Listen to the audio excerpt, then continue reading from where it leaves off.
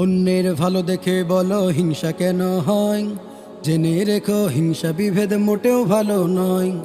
অন্যের ভালো দেখে বলো হিংসা কেন হয়, জেনে রেখো হিংসা বিভেদ মোটেও ভালো নয়।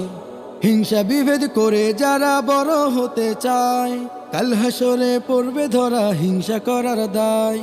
হিংসা বিভেদ করে যারা বড় হতে চায়, কাল হাসরে পড়বে ধরা হিংসা করার দায়।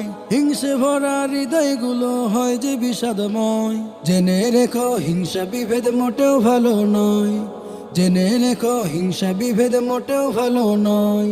কোরআন হাদিস অনুযায়ী হিংসা করা পাপ, হিংসা করা মানুষগুলো পাবে না তো মাপ।